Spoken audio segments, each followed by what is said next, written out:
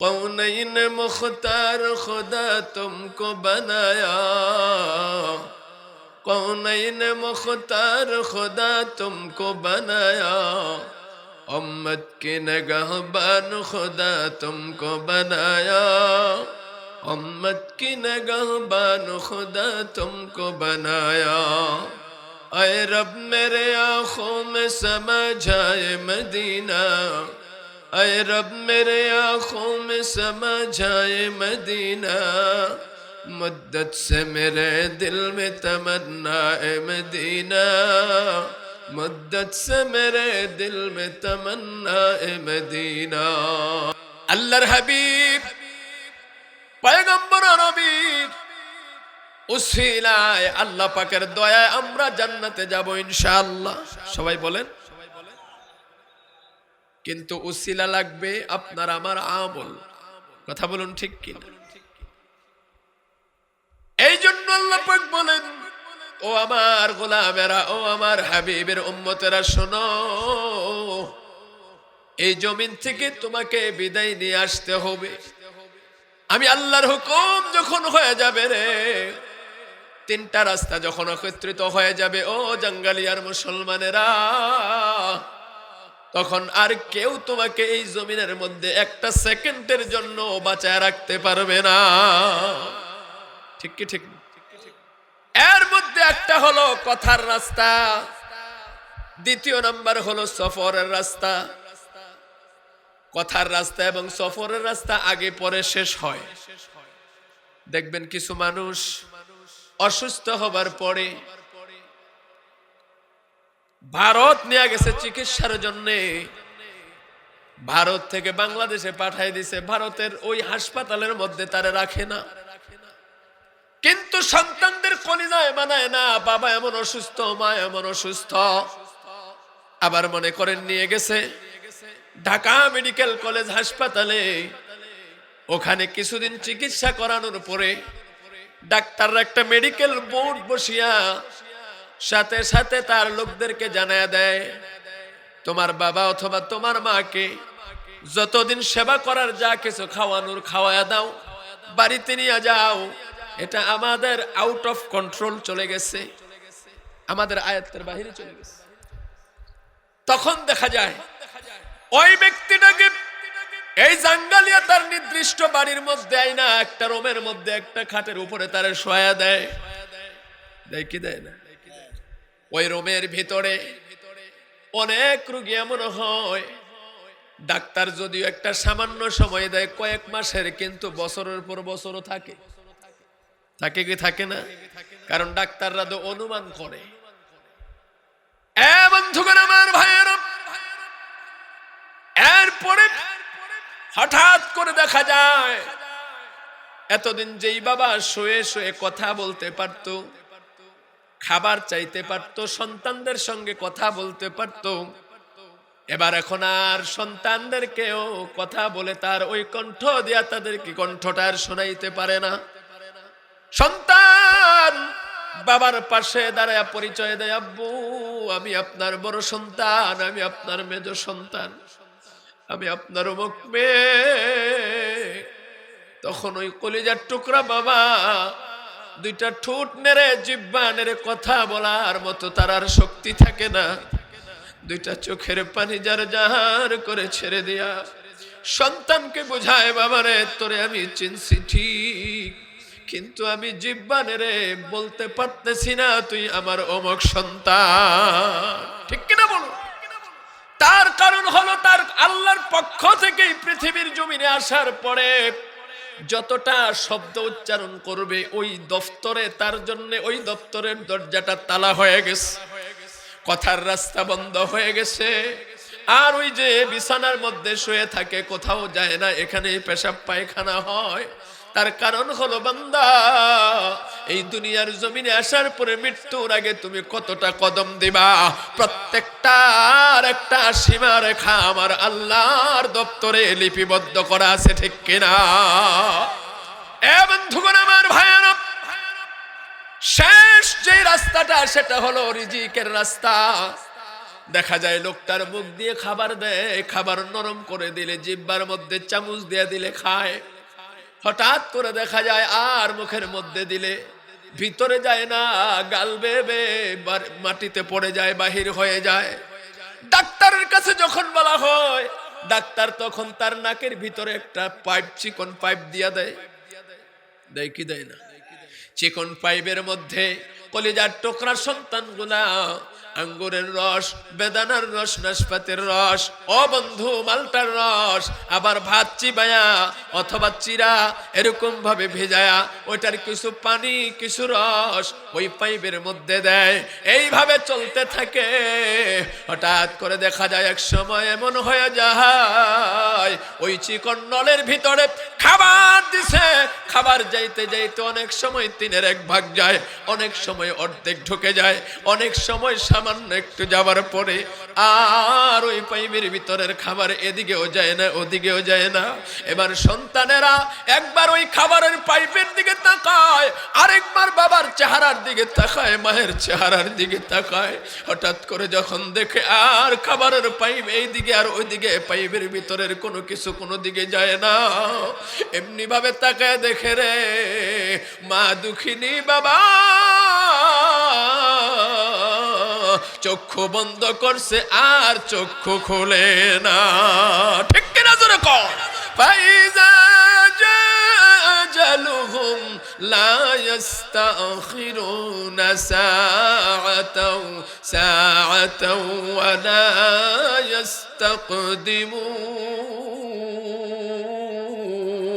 ইস্তাকদিমুন। মাল দৌলত মুহশমত कुछ नहीं कमाएगा,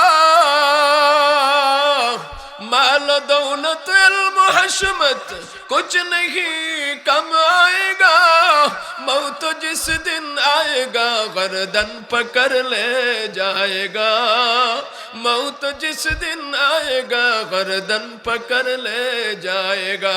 अल्लाहु আকবার। এ বন্ধুগণ আমার ভাইরা, আরে আমার জঙ্গলিয়ার যুবক, এগো পর্দানিশীন মা, ও আমার যুবতী বোনেরা, ও মুসলমানের সন্তান, যেই দিন তোমার 3টা রাস্তা একত্রিত হয়ে যাবে ওই দিন আজরাইল দেখবে না তোমার বয়সটা কত।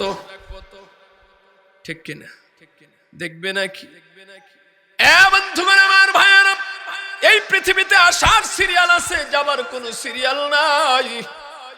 দাদার পরে বাবা আসছে, বাবার পরে সন্তান আসছে, ঠিক কি ঠিক না?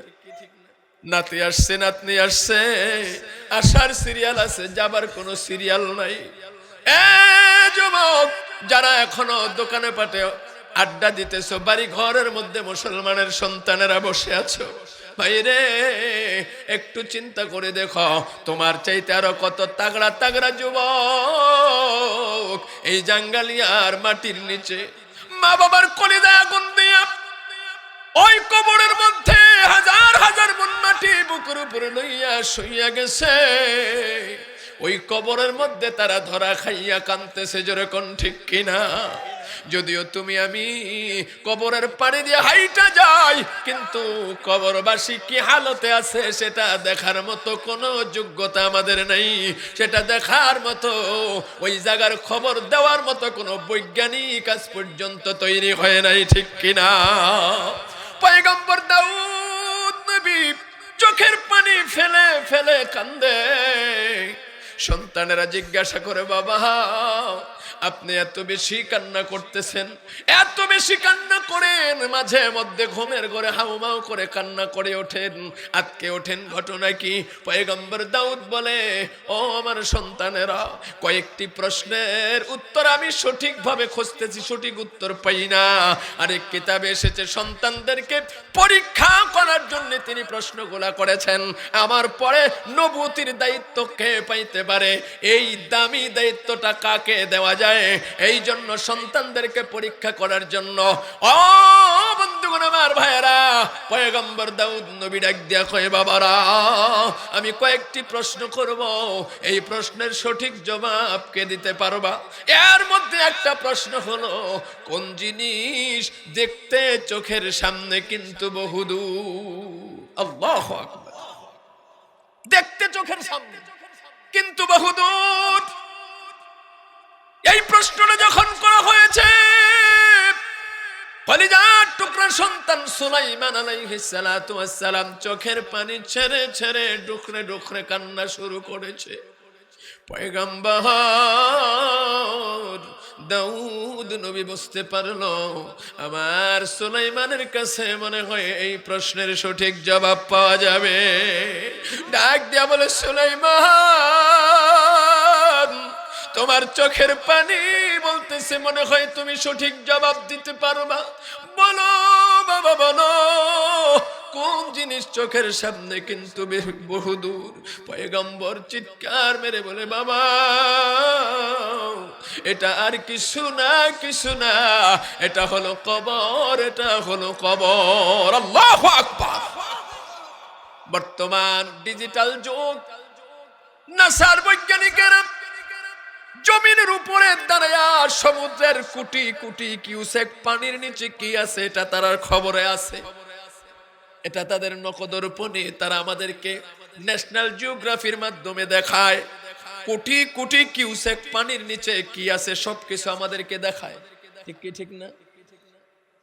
এই মাটি খনন করে কোন জায়গায় ঘাস আছে, কোন জায়গায় তেলের খনি, কোন জায়গায় স্বর্ণের খনি, কোন জায়গায় কয়লার খনি, কোন জায়গায় পারদের খনি, কোন জায়গায় ও বন্ধু বিমানের ব্যাটারির ওই মশলার মেডিসিনের খনি, এটা তারা খুঁজতে পারে।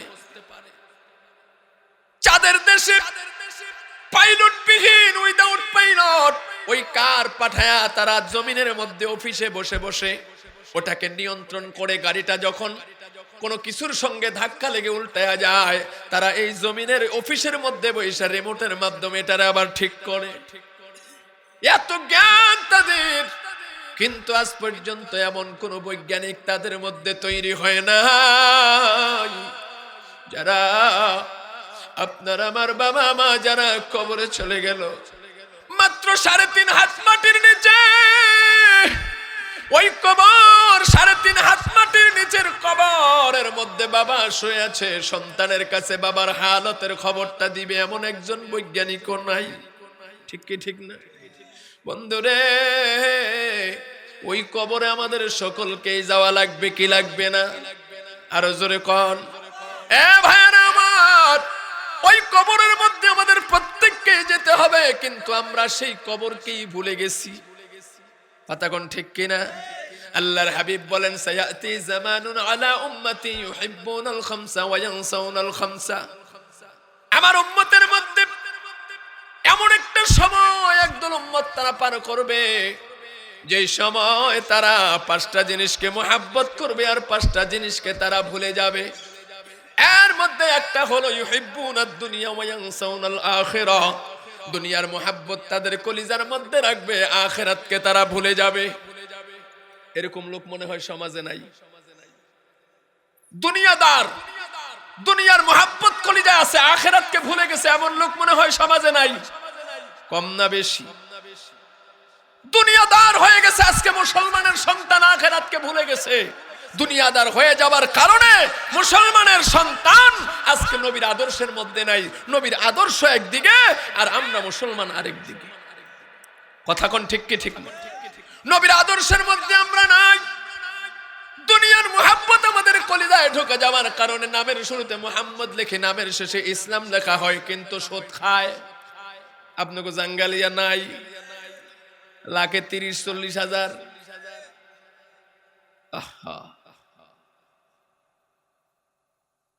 এই সুদখোরকে কুত্তায় ঘৃণা করে, কুকুরে ঘৃণা করে। কে ঘৃণা করে? সুদখোরকে কুকুরে ঘৃণা করে। সুদখোর তোকে শুয়ারে ঘৃণা করে বেটা। আল্লাহর ওলি ইমাম কুরতুবী রাহমাতুল্লাহি আলাইহি ওনার কিতাবের মধ্যে লেখেন,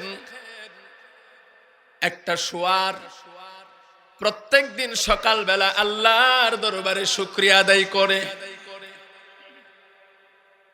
আল্লাহ পাক ডাক দিয়া কয়, কিরে তুমি আমার শুকরিয়া কেন আদায় করতেছ?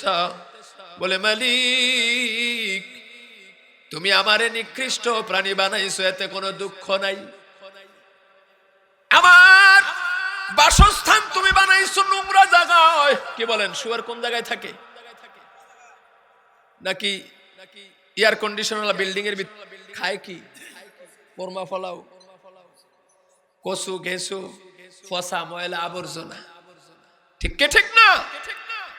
এই শুয়ার বলে আল্লাহ তুমি আমার বাসস্থান বানাইছো নোংরা জায়গায়, আমার খাবার বানাইছো তুমি ময়লা আবর্জনা।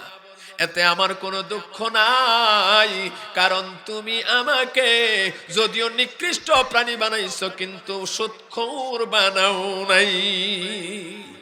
জোরে কন্না নাউজুবিল্লাহ। আজকে মুসলমানের সন্তান হয় দুনিয়ার মহাব্বত অন্তরে ঢুকে গেছে বিদায় এই পায়খানার মতো হারাম জিনিসটাকে আমরা এখন দৈনন্দিনের রুটিন বানিয়ে নিয়েছি, ঠিক কিনা? অথচ 70টা গুনার সর্বনিম্ন গুনাহ হলো আপন মায়ের সঙ্গে জেনা করা। আর জোরে কন্না নাউজুবিল্লাহ। এই সুদখোর হলো আল্লাহর মামলার আসামি, এই সুদখোর হলো আমার নবীর দুশমন, এই সুদখোর গুলা হলো জালেম। এ বন্ধুগণ আমার, ভাইয়েরা, এরপরে আরেকজন যারা ঘুষ খায়, সমাজের মানুষগুলা তাকে মোহাব্বত করিয়া সম্মান দেয়া বিচারক বানায়। বিচারক হবার পরে এবার দেখা যায় টেবিলের নিচে দিয়েও টানে, উপরে দিয়েও টানে, ডাইনে দিয়া বায়ে দিয়া, ঠিক কি ঠিক না? টাকা খায়া বিচার উল্টায় দেয়, এমন জালিম সমাজে আছে না নাই? ন্যায়কে অন্যায় করে, অন্যায়কে ন্যায় বানায়, দিনকে রাত করে দেয়, রাতকে দিন করে দেয়। জালিমের কাছ থেকেও খায়, মাজলুমের কাছ থেকেও খায়। এগুলা নবীর দুশমন। কার দুশমন? কারণ কি? আল্লাহর নবী দ্বিতীয় নম্বরে বলেন ইউহিব্বুনাল কুসুরা ওয়া ইয়ানসাউনাল মাকবারা। এরা তাদের বাড়ি ঘর প্রাসাদ বিল্ডিং কে মোহাব্বত করবে আর 3.5 হাত কবরকে তারা ভুলে যাবে। কবরকে আজকে আমরা ম্যাক্সিমাম মুসলমানের সন্তান ভুলে গেছি, অথচ ওই কবর তোমাকে আমাকে ভুলে নাই। ওই কবর দৈনন্দিন তার ভয়ঙ্কর 4টা পরিচয় দেয়। 1 নম্বরে বলে ইয়া আব্দুল্লাহ আনা বাইতুল গুরবা। আরে আল্লাহর বান্দা, আমি অপরিচিত ঘর, আমার মাঝে আসতে পরিচয় নিয়ে আইসো। জাঙ্গালিয়ার মুসলমান, প্রশ্ন করি, ওই কবরের মধ্যে জমিদারের পরিচয় চলবে? ওই কবরের মধ্যে বিশ্ব সুন্দরের পরিচয় চলবে? নায়ক নায়িকার, গায়ক গায়িকার পরিচয় চলবে? ওই কবরের মধ্যে দলের লিডারের পরিচয় চলবে? নেতার পরিচয়, হ্যাঁ, মেম্বার, চেয়ারম্যান, এমপি, মন্ত্রী? না, ওই কবরের মধ্যে একটা পরিচয় নিয়ে যেতে হবে। আমার আল্লাহ কোরআনে ঘোষণা করেন, ইয়া আইয়ুহাল্লাযীনা আমানুত্তাকুল্লাহা হাক্কা তুকাতিহি ওয়া লা তামুতুন্না ইল্লা ওয়া আনতুম মুসলিমুন।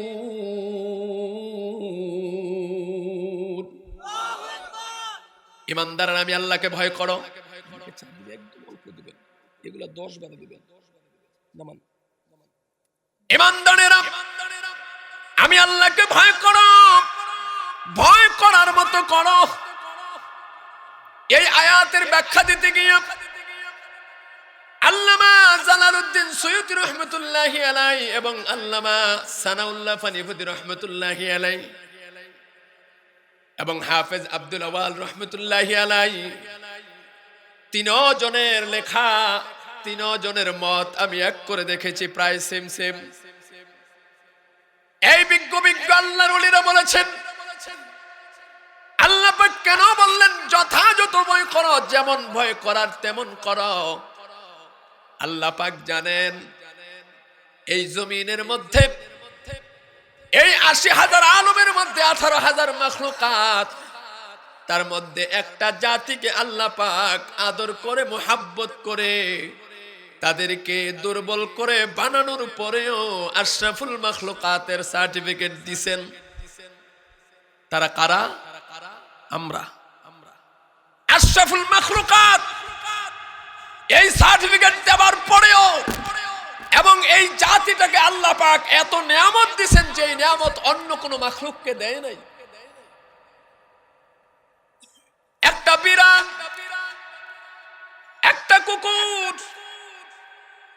আমরা যা খাবার খাই, খাবার খাবার পরে উচ্ছিষ্ট গুলা যেগুলো আমরা চুইসা ফালাইয়া দেই, ওইগুলা তারা খায়া বাসে। ঠিক কি ঠিক না?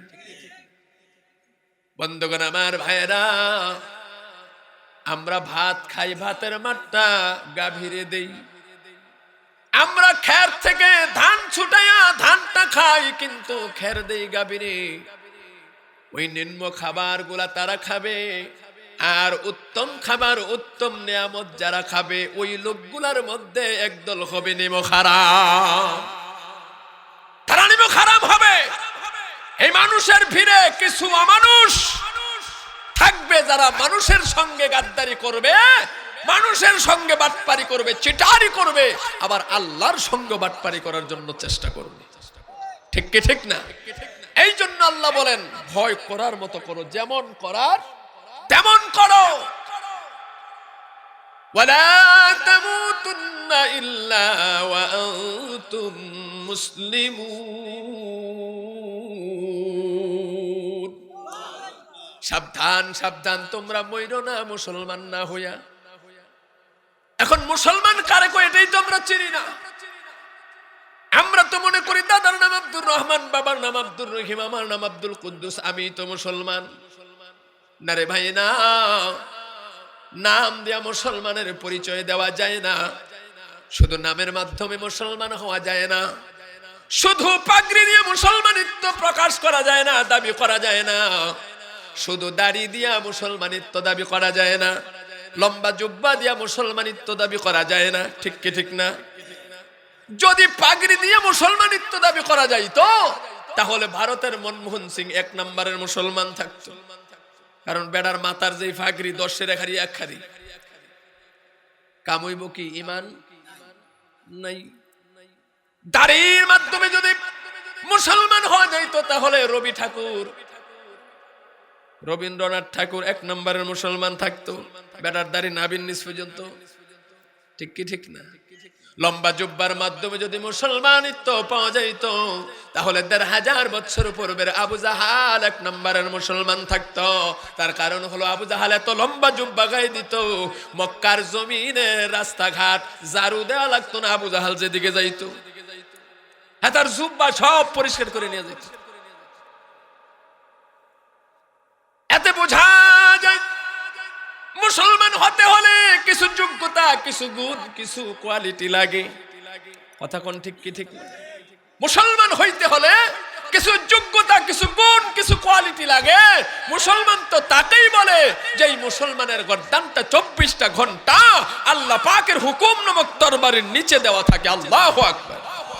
মুসলমানি ভুয়াদ গর্দান হাদান আনানে খুদ বদসতে খাজাদান গরব সুরত আদমি সাবুদে আহমদ আবু জাহল হাম এক সাবুদে।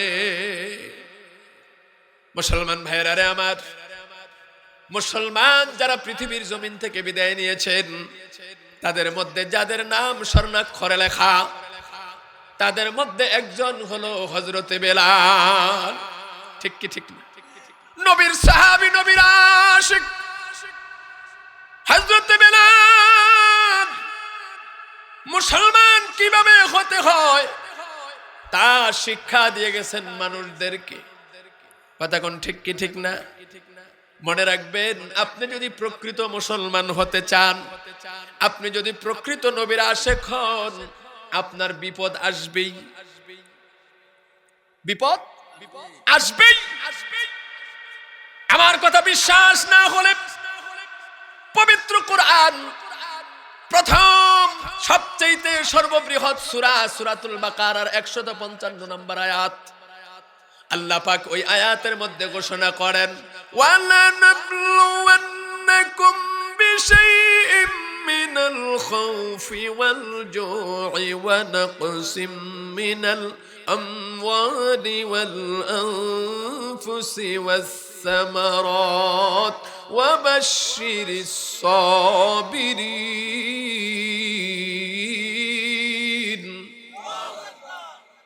আল্লাহ পাক এখানে মুত্তাকি যারা নবীর আশিক যারা তাদেরকে আল্লাহ পাক পরীক্ষা করবেন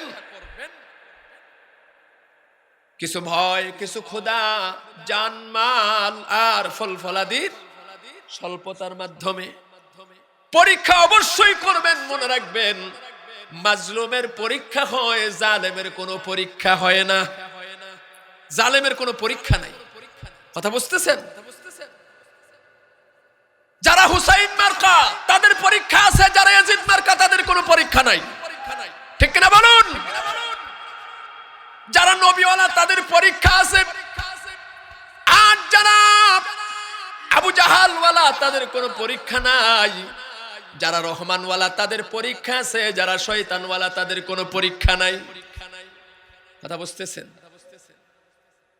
তবে যারা নবীওয়ালা রহমান ওয়ালা হুসাইন ওয়ালা যারা কোরআন ওয়ালা কালেমা ওয়ালা ইসলাম ওয়ালা তাদের ব্যাপারে আল্লাহ পাক সূরা আনফাল 64 নম্বর আয়াতের মধ্যে খোঁজ খবর দিবেন যেরকম আল্লাহু আকবার এ নবীর আশিকেরা ভয় নাই চিন্তা নাই সূরা আনফাল 64 নম্বর আয়াত খুলে দেখো আল্লাহ পাক বলেন ইয়া আইয়ুহান নাবিয়্যু হাসবুকাল্লাহ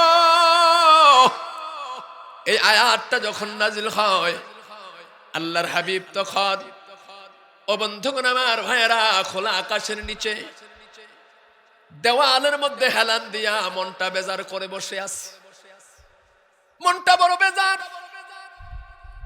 আল্লাহ পাক সাথে সাথে এই আয়াতের প্রথম অংশ আল্লাহর হাবিবকে জানায় দিলেন ইয়া আইয়ুহান নবী হাসবুকাল্লাহ ওগো নবীজি আপনার জন্য আমি আল্লাহ যথেষ্ট সুবহানাল্লাহ তার কারণ হলো আল্লাহ পাক জানেন যে নবীর চরিত্র উত্তম চরিত্র মহান চরিত্র ওয়া ইন্নাকা লা আলা খুলুকিন আযীম এমন চরিত্রের মানুষটা এমন চরিত্রের মহামানব ওই লোকটারও শত্রু থাকবে যে লোকগুলা ওনাকে মোহাব্বত করবে ওই লোকগুলাই তাকে আবার দুনিয়ার জমিন থেকে বিদায় করে দেওয়ার জন্য ষড়যন্ত্র করবে এই জন্য আল্লাহর হাবিবকে আল্লাহ পাক জানায় দিলেন আপনার জন্য আমি আল্লাহ যথেষ্ট এমন একটা খোঁজ খবর আহা এরে আমার জাঙ্গালিয়ার মানুষ কেমন নবীর উম্মত হইলা একটা বার চিন্তা করে দেখো না এরকম একটা উত্তম প্রস্তাব এরকম একটা খোঁজ খবর পাওয়ার পরে আমার নবী চেহারার মধ্যে কোনো আনন্দ নাই রে চেহারার মধ্যে কোনো হাস্যোজ্জ্বলতা নাই আল্লাহ পাক বুঝতে পারলেন আমার দোস্ত আমার হাবিব যতক্ষণ না পর্যন্ত আপন উম্মতের ব্যাপারে কোনো খোঁজ খবর না পাবে ততক্ষণ পর্যন্ত আমার নবীর চেহারা উজ্জ্বল হবে না আল্লাহু আকবার তিনি তো উম্মতের পাগল আর আজকে আমরা সেই নবীর উম্মত হয়ে আমরা দুনিয়ার পাগল ঘরের পাগল বাড়ির পাগল দোকানে পাটের আড্ডার পাগল এখনো পর্যন্ত আমরা নবীর প্রেমে জান্নাতের বাগানে আসতে পারি নাই জোরে কোন ঠিক কিনা অথচ যে নবী এত দামি আল্লাহ পাক বলেন দোস্ত ওয়া মান ইত্তাবাকা মিনাল মুমিনিন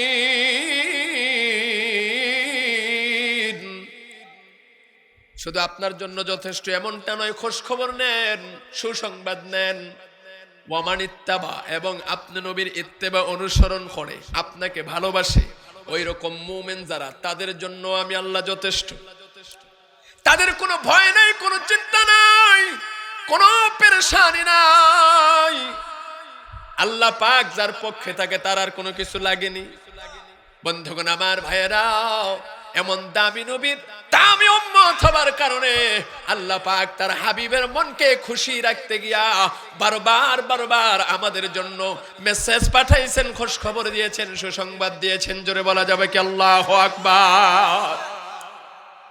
এইখানেই শেষ নয়। কেমন নবী পাইলাম জানুনি? আল্লাহ নবী আরেকদিন মনটা বড্ড বেজার করে বসে আছে, বারবার আকাশের দিকে তাকায়।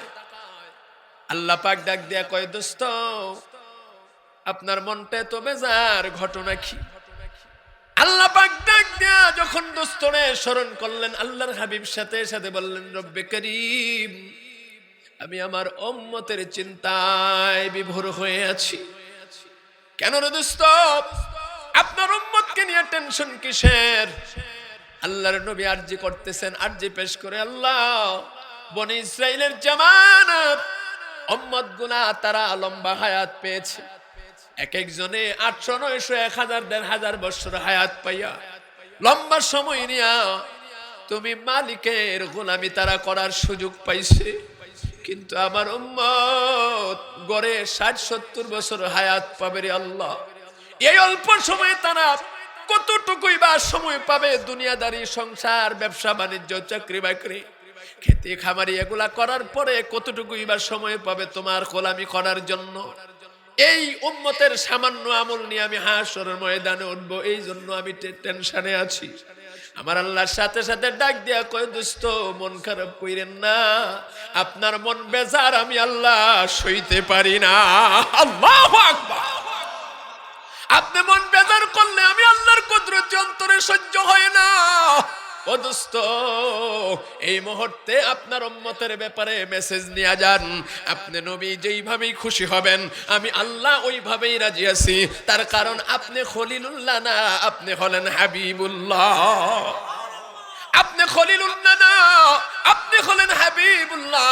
আপনার উম্মতের নরনারীদেরকে জানিয়ে দেন, আমি আল্লাহ আপনার উম্মতের নরনারীদেরকে এমন একটা রাত্রি দান করব, সুবহানাল্লাহ, এমন একটা রাত্রি দান করব, ওই এক রাত্রির আমল যদি এক পাল্লায় রাখা হয়, আর ওই বনি ইসরাইলের জামানাত তাদের 1000 বছরের ইবাদত বন্দেগী যদি আর এক পাল্লায় রাখা হয়, আপনি নবীর খাতিরে আপনার উম্মতের এক রাত্রির আমল আমি আল্লাহর কাছে তাদের 1000 বছরের ইবাদতের চাইতে দামি এবং ওজন হয়ে যাবে।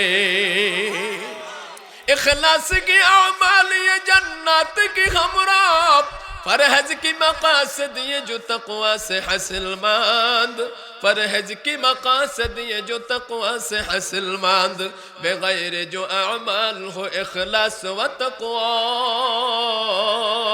बर्बाद तेरे जिंदगी आए होश नजरमंद। अल्लाहु अकबर। मुसलमान भाइरा रे आमार, তবে আল্লাহর হাবিবকে আল্লাহ পাক জানায় দিলেন, দোস্ত এই ইবাদতের মধ্যে দুইটা জিনিস থাকতে হবে। কয়টা? এর মধ্যে একটা হলো আমি আল্লাহর ভয়, দ্বিতীয় নাম্বার হলো আপনি রাসূলের মুহাব্বত। সুবহানাল্লাহ। নবীর মুহাব্বত ব্যতীত কি কোন আমল আল্লাহর কাছে কবুল হবে না। নবীকে মাইনাস করে আল্লাহ পাওয়া যাবে না, নবীকে ম্যানেজ করে আল্লাহ পাওয়া যায়, ঠিক কি না? মাইনাস না ম্যানেজ? মাইনাস না ম্যানেজ? মাইনাস করলে আল্লাহ পাবেন না, জান্নাত পাবেন না, শান্তি পাবেন না, সম্মান পাবেন না, ইজ্জত পাবেন না। আর নবীকে যখন ম্যানেজ করে ফেলবেন তখন আপনি ইজ্জতওয়ালা হয়ে যাবেন, আপনি দামি হয়ে যাবেন, আপনি জান্নাতি হয়ে যাবেন। আল্লাহ পাক আপনাকে মাহবুব বান্দা থেকে বন্ধু বানাইয়া নিবে। আল্লাহু আকবার।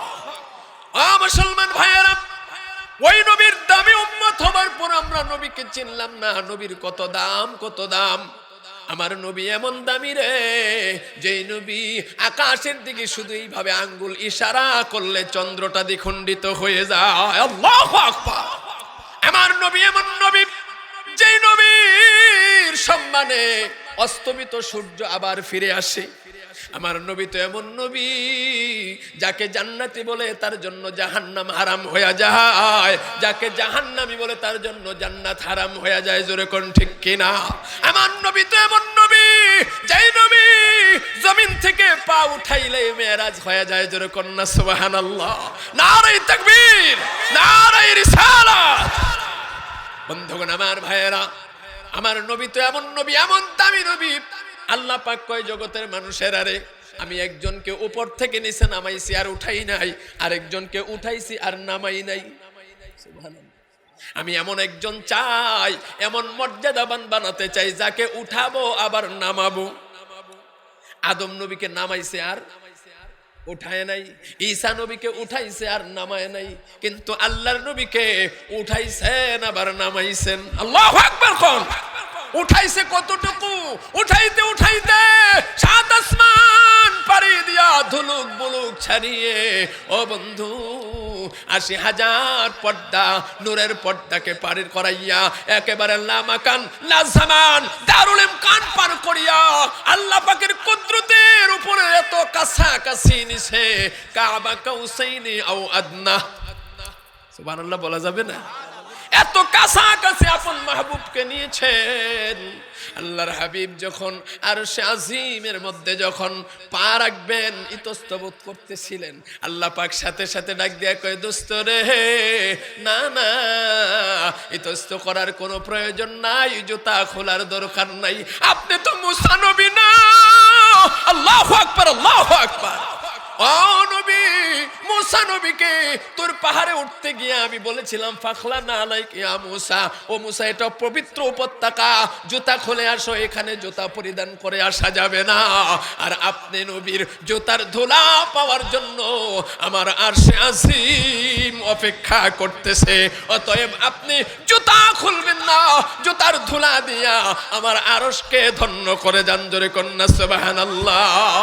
তিনি কেমন নবীজি গো দেখো ভাবিয়া, তিনি কেমন নবীজি গো দেখো ভাবিয়া, ওরে যাকে আল্লাহ ডাকে সদা হাবিবি বলিয়া, হায় হায় যাকে আল্লাহ ডাকেন সদা হাবিবি বলিয়া, তিনি কেমন নবীজি গো দেখো ভাবিয়া, তিনি কেমন। মুসা বলে রব্বি আরনি, আল্লাহ বলে লান তারানি। মুসা বলে, আল্লাহ বলে লান তারানি। নবীজিকে দেখেন আল্লাহ সামনে বসায়া, হায় হায় নবীজিকে দেখেন তিনি সামনে বসায়া, তিনি কেমন নবীজি গো দেখো ভাবিয়া, ওরে যাকে আল্লাহ ডাকে সদা হাবিবি বলিয়া, হায় হায় যাকে আল্লাহ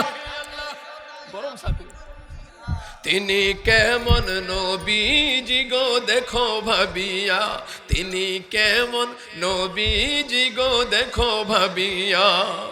২৭ মানের উপরেতে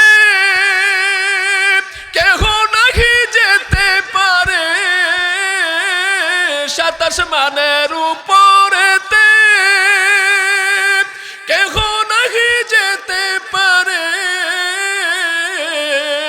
আরশেতে গেলেন নবী জুতা পরিয়া, হায় রে আরশেতে গেলেন নবী জুতা পরিয়া, তিনি কেমন নবীজি গো দেখো ভাবিয়া, তিনি কেমন নবীজি গো দেখো ভাবিয়া, ওরে যাকে আল্লাহ ডাকে সদা হাবিবি বলিয়া, হায় হায় যাকে আল্লাহ ডাকেন সদা হাবিবি বলিয়া, তিনি কেমন নবীজি গো দেখো ভাবিয়া। নারে তাকবীর, নারে রিসালাত। নবী ওয়ালির দুশমনেরা, মুসলমান ভাইরা রে আমার, এত দামি নবী, কিন্তু দুঃখ লাগে আজকে বাংলার জমিনে কিছু জুব্বাওয়ালা, কিছু ফাগরিওয়ালা, কিছু বড় বড় সার্টিফিকেটওয়ালা আমার নবীর সম্মান ইজ্জত নিয়ে টানা হেসরা করে আছে না নাই? তারা সাতেমে রাসূল, তারা দুশমনে রাসূল, আর সাতেমে রাসূল যারা তাদের সঙ্গে আমাদের কোনো সম্পর্ক। নবীর দুশমন যারা তারা কোনোদিনও নবীর আশিকদের বন্ধু হতে পারে, ঠিক কিনা বলুন? কারণ আল্লাহ নিজেই তাদের ব্যাপারে বলেছেন, আল্লাহর হাবিবকে জানিয়েছেন, দোস্ত ওই শাতিম রাসূল আপনি নবীর সঙ্গে যারা দুশমনি করে তাদের ব্যাপারে কঠিন বক্তব্য আমি দিয়ে দিলাম, শুনে যান। শাতিম রাসূলদের ব্যাপারে আল্লাহ পাক বলতেছেন, লা তুকবালু তাওবাতুহা ওয়া লা তুকবালু আমালুহা, তাদের কোনো তওবা আমি আল্লাহ কবুল করব না, তাদের কোনো আমল আমি কবুল করব না। এ বন্ধুগণ আমার ভাইয়ারা, তাহলে বোঝা যায় ওই নবীর সঙ্গে বন্ধুত্ব ছাড়া দুশমনি করার কোনো সুযোগ নাই। ঠিক কি ঠিক না? নবীর সঙ্গে নিবিড় ভালোবাসা তৈরি করতে হবে, তবেই তুমি প্রকৃত মুসলমান হতে পারবা। ঠিক কি ঠিক না? তাদের মধ্যে একজন ছিল হযরতে বেলাল। হযরতে বেলাল এত গরিব ছিল রে, গরিব মানুষ, গরিবী হালতের কারণে বেলালের বাবা বেলালকে বিক্রি করে দিয়েছে। তৎকালীন সময়ে সংসারের অভাব, যেই কারণে ওই অভাবী সংসারে কোনো যোগ্যতা সম্পন্ন বয়স ওরকম হয়েছে, কাজকর্ম করতে পারে ওরকম ছেলে মেয়েদেরকে আমরা বর্তমানে যেরকম পশুর হাটে নিয়ে পশু বিক্রি করি, ওই রকম মানুষ বা বাজারে হাটে নিয়ে বিক্রি করা হয়। বেলালকে তার বাবা বিক্রি করে দিয়েছে। বেলালকে কিনে নিয়েছেন তৎকালীন একজন বড় সদাগর, যার নাম উমাইয়া। যার নাম কি? উমাইয়া। বেলালকে কিনে নিয়েছে। মুসলমান ভাইয়েরা রে আমার, বেলালের ঘটনাটা আনার কারণ হলো, যারা প্রকৃত মুমিন, যারা সত্যিকার আশিক রাসূল, তাদের এই দুনিয়ার জমিনে পরীক্ষা হবে, বিপদ হবে, বিপদ আসবে। প্রত্যেকটা বিপদে, প্রত্যেকটা মুহূর্তে ধৈর্যের সঙ্গে ইমানি কুওয়াত নিয়া মোকাবেলা করতে হবে। তার নামই হলো প্রকৃত ঈমানদার, তার নামই হলো প্রকৃত আশিক রাসূল। ঠিক কিনা আমার ভাইয়েরা? হযরত বেলাল রাখাল ছিলেন, রাখালি করতেন। কি করতেন? রাখালি করতেন। বেলাল উমাইয়ার বকরিগুলা নিয়া ময়দানের মধ্যে চলে যাইতেন, পাহাড়ের পাশে বসে থাকতেন আর বকরিগুলা ছেড়ে দিতেন। বকরিগুলা যখন খাবার খেয়ে সারাদিন যখন পার হয়ে বিকাল হতো, উমাইয়ার কাছে বেলাল চলে যেত। বকরিগুলা হিসাব দিয়ে রাতের খাবার শেষ করে বেলাল ঘুমিয়ে যেতেন। একদিন হঠাৎ করে বেলাল বলতেছে, জগতের মানুষ রে, আমি ভয় পেয়ে গেলাম। তার কারণ হলো, আমি দেখতেছি দিনের 3 ভাগের 2 ভাগ শেষ হয়ে গেছে, সূর্য প্রায় ওই দিকে হেলে পড়েছে। হঠাৎ করে দেখতেছি যে সূর্যটা ডুবার পরে রাত্রিবেলা যে চাঁদটা ওঠে, ওই চাঁদ জমিনের মধ্যে দেখা যায়। 14 তারিখের পূর্ণিমার চাঁদের মতো এরকম একটা আলো মরুভূমির মধ্যে দেখা যায়, তাও এক জায়গায় নয়, মনে হয় যেন আমার দিকে আসতেছে, এরকম বোঝা যায়, নড়াচড়া করে। আমি একবার আকাশের দিকে তাকাই, তাকায় দেখি কই আকাশের মধ্যে তো সূর্য আছে, চাঁদ তো দেখা যায় না, কিন্তু চাঁদ জমিনে কেন? এইভাবে ভাবতেছি, হঠাৎ করে তাকিয়ে দেখতেছি ওই চন্দ্রটা, চাঁদের আলোটা আমার দিকে আসতেছে। আমি ভয়ে পিছনের দিকে যাইতে যাইতে পাহাড়ের সঙ্গে আটকায় গেলাম। পাহাড় আমার পিছনে, বিশাল পাহাড়, আমার আর যাওয়ার কোনো রাস্তা নাই। কিন্তু ওই আলোটা আস্তে আস্তে একেবারে কাছাকাছি যখন আসছে, তখন আমি ভালোভাবে তাকায় দেখলাম যেই আলোটাকে আমি আকাশের চাঁদ ভেবেছিলাম, এটা তো চাঁদ নয়, চাঁদ নয়, এটা তো একটা মানুষের চেহারার আলো। আল্লাহু আকবার! 14 তারিখের পূর্ণিমার চাইতে আরো সুন্দর, এমন সুন্দর চেহারার মানুষটা আমি বেলালের সামনে এসে দাঁড়াইছে। হযরত বেলাল তখনও তাকে চিনে নাই। এতটুকু বলার কারণে, ও নবীর আশিকরা, আপনারা উত্তর দেন তো, এটা কে? রাহমাতাল লিল আলামিন। আল্লাহু আকবার! আল্লাহর হাবিব, জিনার চেহারা মোবারক এত সুন্দর ছিল, চেহারার নূরের আলোতে আম্মা জান আয়েশা বলেন, অন্ধকারের মধ্যে আমি সুই হারায়া ফেলাইছিলাম, সুইটা খুঁজে পাচ্ছিলাম না। কিছুক্ষণ পরেই আল্লাহর হাবিব নবীজি মুহাম্মদুর রাসূলুল্লাহ সাল্লাল্লাহু আলাইহি ওয়াসাল্লাম মসজিদে নববী থেকে এশার নামাজ আদায় করে আমার ঘরের মধ্যে প্রবেশ করেছে। দরজা রইছে, আমি নবীজির নূরের চেহারা মুবারকের আলো দিয়া আমি তাকায় দেখতেছি সুইটা ঘরের একটা কোণার মধ্যে পড়ে আছে। আল্লাহু আকবার। এ ভাইরা আমার, হযরত বেলাল বলতেছে, সুন্দর চেহারার মানুষটা আমার সামনে এসে দাঁড়ায় বলতেছে, রাখাল বহু দূর থেকে আমি হাইটে আসছি, বড্ড পানির পিপাসা লেগেছে, যদি পারো আমাকে একটু পানি পান করাও। বেলাল বলতেছে, ও পথিক, আপনার এই কথাটা আমি রাখতে পারবো না। বলে কেন? বলে আমি বাড়ির থেকে যতটুকু পানি আনছিলাম ইতিমধ্যে আমার পানি শেষ হয়ে গেছে, কিছুক্ষণ পরে আমি আমার মনিবের বাড়িতে চলে যাব, পানি শেষ হয়ে গেছে। এবার আল্লাহর হাবিব ডাক দিয়ে কই, রাখাল রে, তাহলে তোমার সামনে যে বিশাল অনেকগুলা বকরি দেখা যায়, ওই বকরির থেকে যেই কোন একটা বকরির থেকে একটু দুধ দহন করে আমাকে খাওয়াও। বেলাল তো রাখাল নবীকে চিনে না। বেলাল ডাক দিয়া কয়, পথিক, এই কথাটাও রাখা সম্ভব হবে না। বলে কেন? বলে আমার এই পালের মধ্যে দুধ দিবে এমন একটা বকরিও নাই। এবার আল্লাহর নবী ডাক দিয়া কয়, রাখাল, তুমি যেই কোন একটা বকরি আমার সামনে এনে দাঁড় করাও। আল্লাহু আকবার। যেই সমস্ত লোকেরা আল্লাহর নবীকে সাধারণ মানুষের সঙ্গে তুলনা করে, নাউজুবিল্লাহ, কান খাড়া করে শোনো, তোমার আকীদা হলো পাসামার্কা আকীদা। আল্লাহর নবীকে কোন নবীর সঙ্গে তুলনা করলে ঈমান নষ্ট হয়ে যাবে। জোরে কোন কথা ঠিক কি ঠিক না? আল্লাহর হাবিব বেমিসাল, তিনার সঙ্গে কোন নবীর মিসাল দেওয়া চলে না। সেই জায়গায় তোমরা ইহুদিদের টাকা খায়া, ইহুদিদের দালালি করে, ওই ১৫০০ বছর পূর্বে যেরকম আবু জাহাল, আবু লাহাব, উতবা সাহেবরা বলতো, মুহাম্মদ তুমি তো আমাদের মতোই, ঠিক আজকে তোমরাও সেই আবু জাহালদের পেতাত্তার দায়িত্ব পালন করতেছো। জোরে কোন ঠিক কিনা? আর জোরে কোন ঠিক কিনা? নবী যে বলেছেন আমি তোমাদের মতোই, এটা শুধু আল্লাহর হাবিবের জন্য খাস। মনে রাখবেন, নবীর জন্য শুধু খাস। কুল ইন্নামা আনা বাশারুম মিসলুকুম ইউহা, এই যে আনা বাশারুম মিসলুকুম, এই কথা দিয়া তারা যেই বক্তব্য দেয়, পণ্ডিতি করে, এই আয়াতের সঠিক তর্জমা, সঠিক ব্যাখ্যা, বিশ্লেষণ তারা খোঁজে না। ঠিক কিনা? জোরে কর। এটা শুধু আল্লাহর হাবিবের জন্য খাস। ও দোস্ত, আপনি বলেন এটা আপনার জন্য খাস। কথা বলুন ঠিক কি ঠিক না? মনে করেন একটা কথার কথা,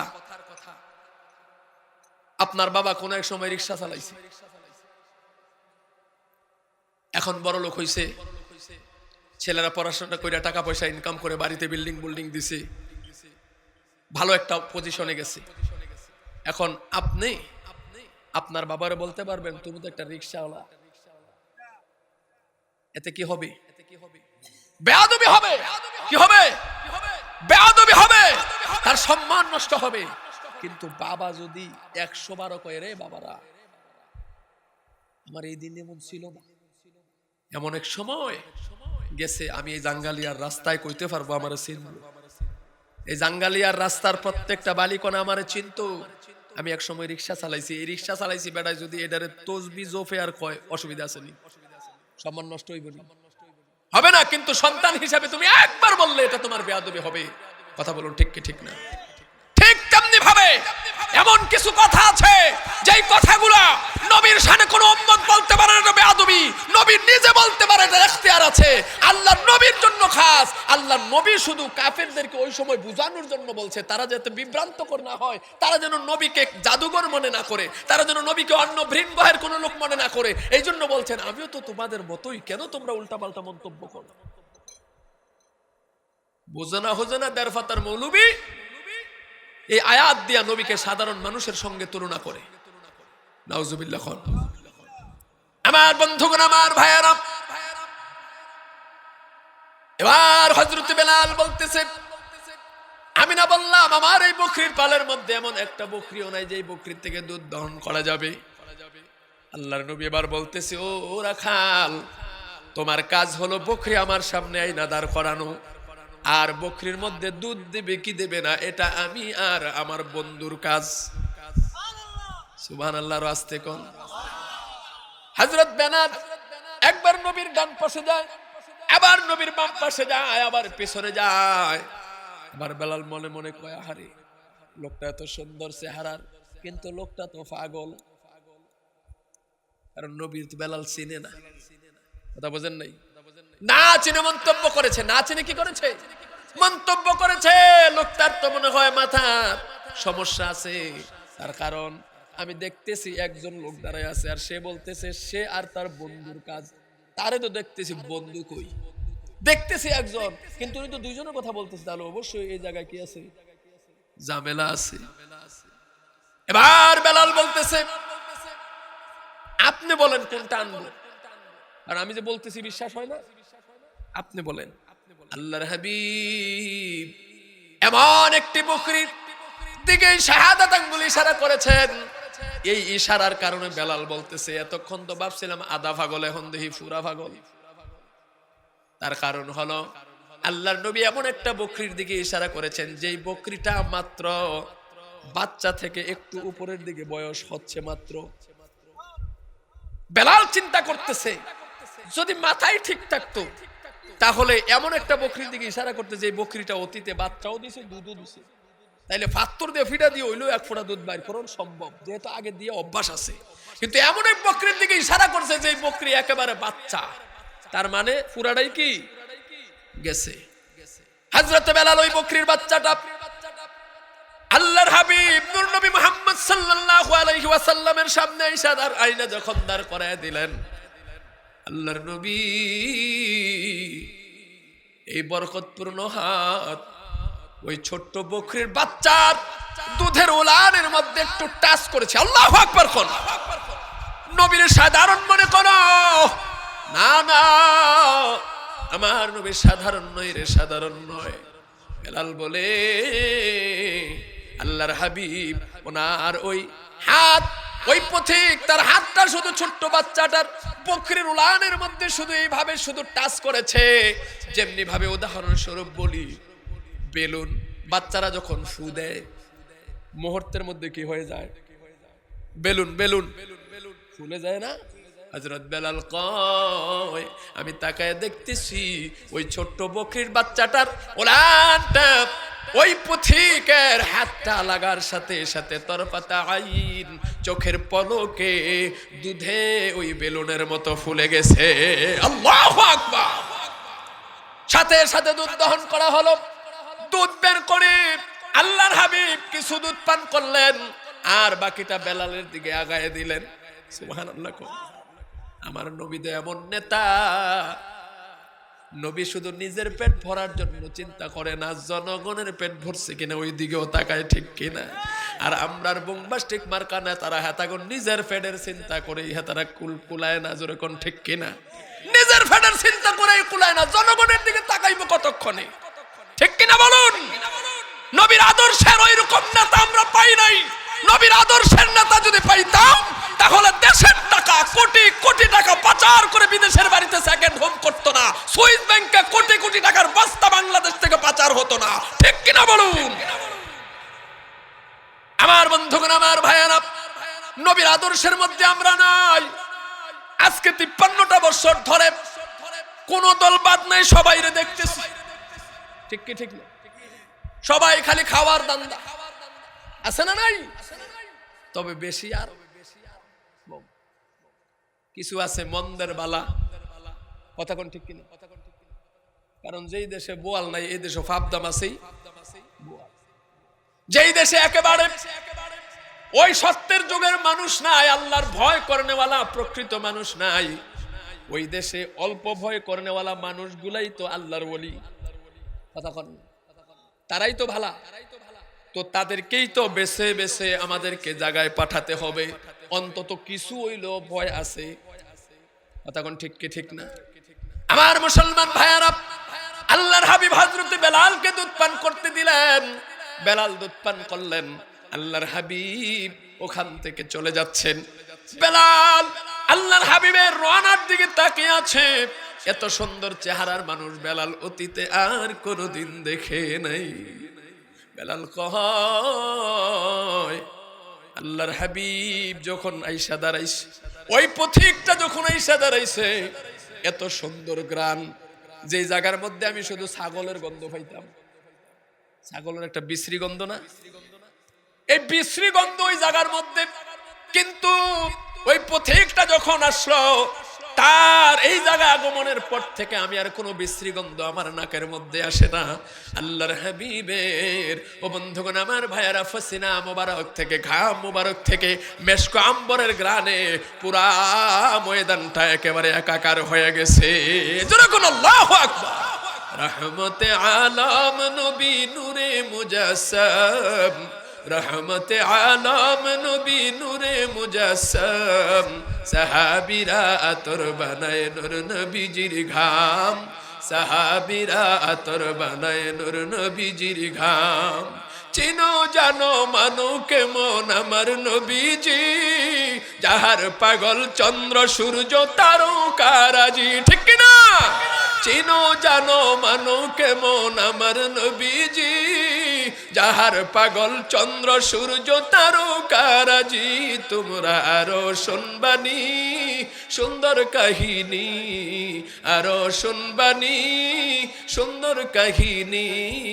জান্নাতের রুমে রুমে লেখা নবীর নাম, জান্নাতের রুমে রুমে লেখা নবীর নাম। রহমতে আলম নূরে মুজাসসাম, সাহাবীরা আতর বানায় নূর নবীজির ঘাম। আল্লাহু আকবার। এ বন্ধুগণ, আমার ভাইয়ারা, যারা বলো নবী সাধারণ মানুষের মতো, নাউজুবিল্লাহ বলেন, ওই বক্তার শরীরের গামের গন্ধে বেড়ার বউ নাক চাইপা অন্য রুমে দৌড় দেয়। ওই বিবির এমন পাগলামি করতেছে কেন? দেখো না ইসকা জাঙ্গালিয়ার ময়দান থেকে মাহফিল করে কত বড় বান্ডিল নিয়ে আসি, কত তোমার বান্ডিলের খাতা পুরি, আগে গোসলখানার ঢুকো। তখন ঠিক কিনা? তুমি বক্তার শরীরের গামের গন্ধে তোমার বিবি নাক চাইপা চলে যায়, আর আমার নবী নূর নবী, হায়াতুন নবী, জিন্দা নবীর ঘাম মুবারক তৎকালীন সময়ের সাহাবায়ে কেরাম এবং ওনার আপন স্ত্রীরা আম্মা জান আয়েশাতুল হুমায়রা বলেন, নবীজি যখন বাহির থেকে আসতো তখন আল্লাহর হাবিবের ললাট মোবারকের মধ্যে এরকম মুক্তার দানার মতো ঝলঝল করতো ঘামগুলা। আমরা শিশির মধ্যে, ছোট্ট ছোট্ট শিশির মধ্যে ওই ঘামগুলা সংরক্ষণ করতাম। কোন অনুষ্ঠান আসলে, আনন্দের সময় আসলে আমরা আল্লাহর হাবিবের ঘাম মোবারককে আতর হিসেবে ব্যবহার করতাম। যেরকম আল্লাহু আকবার। এ মুসলমান ভাইরা আমার, হযরত বিলাল সন্ধ্যা যখন হলো বাড়িতে চলে গেলেন। উমাইয়ার বকরিগুলা তাকে বুঝাইয়া দিয়া রাতের বেলার খাবার খেয়ে যখন ঘুমাইতে গেছেন, আর ঘুম ধরে না। আল্লাহু আকবার।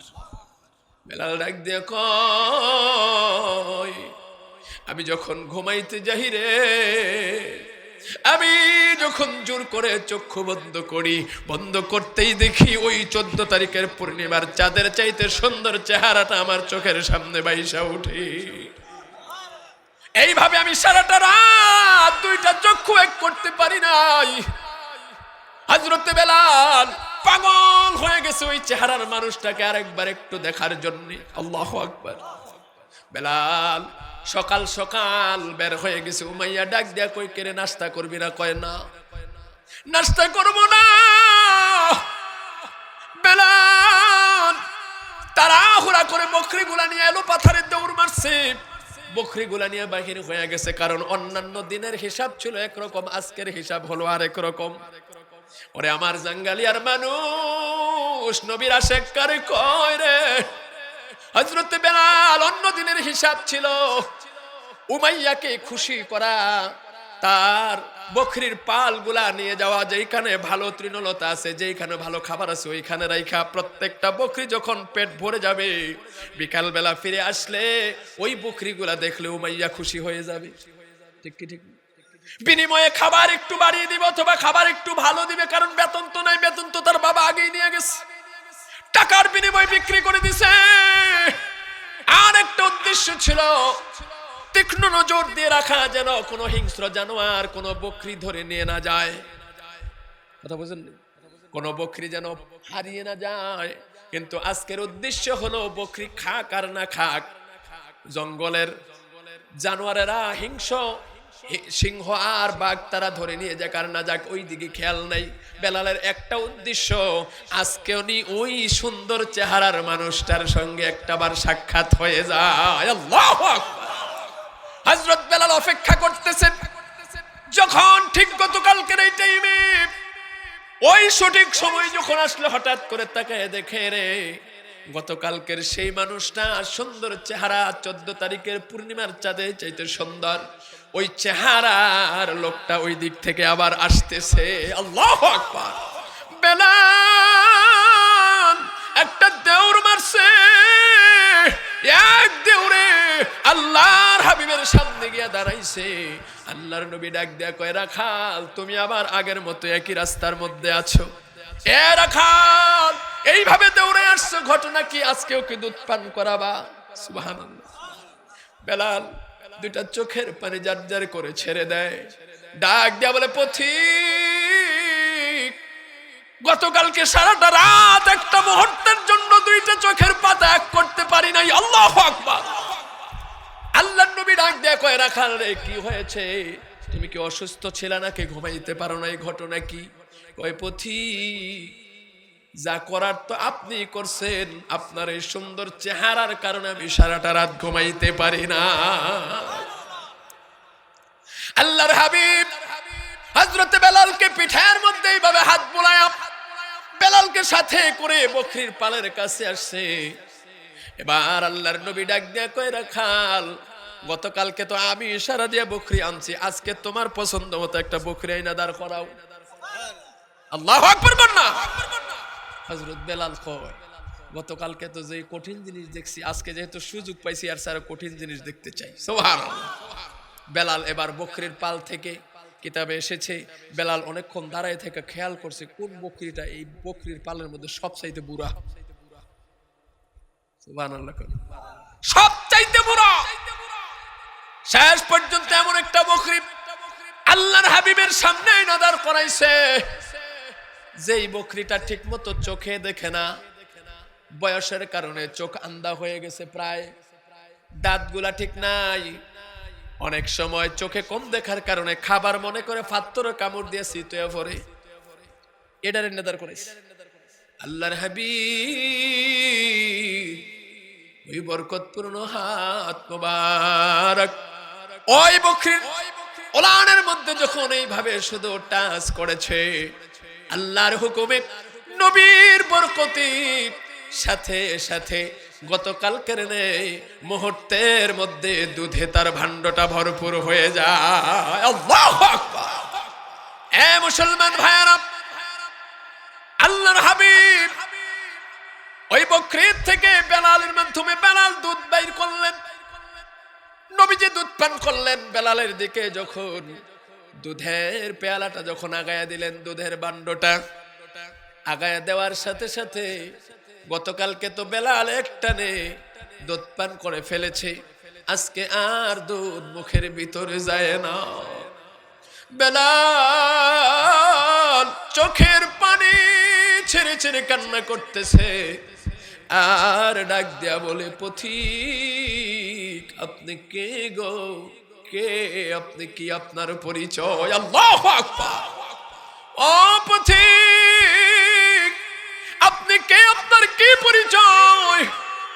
আমার মন বলতেছে আপনি সাধারণ কোন জনপদের সাধারণ কোন মানুষ না। আল্লাহু আকবার কোন ইথিওপিয়ার কালো বেলাল বুঝলো নবী সাধারণ মানুষ না, আর কিছু কুলাঙ্গার তারা আল্লাহর নবীকে সাধারণ মানুষের সঙ্গে তুলনা করে, জোরে কোন ঠিক কিনা? যেগুলো আল্লাহর নবীকে সাধারণ মানুষের সঙ্গে তুলনা করে, আল্লাহর নবীর মিলাদকে বেদাত বলে, আল্লাহর নবীকে দাঁড়ায়া সালাম দিলে সহ্য করতে পারে না, এগুলা 1.5-2 ফাতা ফুরুন মৌলবী, ঠিক কিনা জোরে কোন? অথচ তাদের যারা উস্তাদ, দাদা উস্তাদ, এই গত কয়েক বছর ওনারা নিজেরাই প্রমাণ দিয়েছেন। বন্ধুগণ আমার ভাইয়েরা, আল্লাহর হাবিব নূর নবী, আল্লাহর হাবিব হায়াতুন নবী, জিন্দা নবী, নবীর মিলাদকে 100 বার কোটি বার জায়েজ, এটা তারা নিজেরাই প্রমাণ দিচ্ছেন। এখন তারা নিজেরাও এই বয়ানগুলা করেন, ঠিক কিনা জোরে কোন? জোরে বলুন ঠিক কিনা? সত্যের বিজয় একদিন না একদিন হবেই। জাল হক ওয়া জাহাকাল বাতিল, আমার মুসলমান ভাইয়েরা, আল্লাহর হাবিব পয়গম্বর আরবি সাল্লাল্লাহু আলাইহি ওয়াসাল্লাম এবার নিজের পরিচয় দিতেছেন। কি বলবো, দুঃখের কথা, এদের মধ্যে কিছু আবু জাহাল মার্কা কিছু প্রেতাত্মা আছে, যারা ইহুদিদের টাকা খাইয়া, ইহুদিদের দালালি করে আল্লাহর হাবিবের শান মান মর্যাদার উপরে কলঙ্ক লেপন করতে চায়। জোরে বলুন ঠিক কিনা? তারা হলো সেই ওই কম্পাউন্ডারের মতো। আমি মাঝে মধ্যে উদাহরণ দিয়ে থাকি। এক দাদার নাতি বেড়ায় গেছে ডাক্তারি শিখতে, হোমিও ডাক্তারি। কি ডাক্তারি? হোমিও ডাক্তারি শিখতে গেছে। হোমিও ডাক্তারি যখন শিখতে গেছে, এখন ওখানে কম্পাউন্ডার হিসাবে কাজ করতেছে। তো এই বেচারার দাদার এমন জায়গায় ফোড়া হইছে যা কারোর দেখাইতেও পারে না, ঠিক মতো বইতেও পারে না। তাহলে কোন জায়গায় হইছে এবার আন্দাজ করে নেন। জায়গা মতো হইছে। কারণ ফোড়া যখন হইছে, বেড়ার সিলাসিক করে বাই তার কোনো মানুষ টিকতে পারে না। তো যেই বেড়ার ফুলা, এই বেড়া কয়, আব্বা এমনি চিল্লা চিল্লি করে কি লাগিয়া, টেনশন কি? আমার ফুতে তো ডাক্তার হইতে আছে, আমার ফুতে তো ডাক্তার, তার লোক একটু যোগাযোগ করলে হয়তো বা কোনো ওষুধের ব্যবস্থা করলে ভালো হইতো পারে। তো এবার লয়ে গেছে নাতির কাছে, এই দেখতো তুই ডাক্তারে শিখতেছিস আর তোর দাদার সিলাসি করে বাইতে আমরা থাকতাম পারতাছি না, এবার কি সমস্যা একটু দেখ। আর আল্লাহর কি সাহায্য, মেন যেই বেটা ডাক্তার, বেড়া গেছে বেটা হরুর বাইত, বেটা হালির বিয়া খাইতো। 2-3 দিনের জন্য গেছে, তারে কইছে তুই শুধু দরজা খুললা দোকানদারে সকাল বিকাল ঝাড়ু দিবি, আর রুগী আসলে তাকে নাম দিয়ে শুধু লেখা রাখবি, আর কোনো কাম নেই। তো বইলা দিবি আমি অমুক তারিখে আসবো। এখন হ্যাঁ তার দাদার জন আনছে, আনার পরে তো পার্সোনাল জায়গাত নিয়া পোড়াডারে দেখছে, দেখা এবার হেতে তো কয়েকদিন থাকিয়া বেড়ার তুমিও ডাক্তারি হলো কিতাব ফইরা ফইরা, এটা বই আছে ওষা, বইটা ফইরা ফিরে ওষুধ দেয়, কথা বুঝছেন?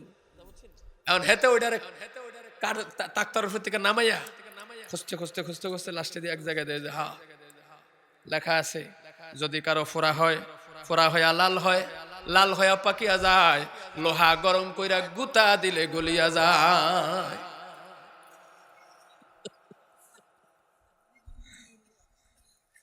কথা বুঝছেননি?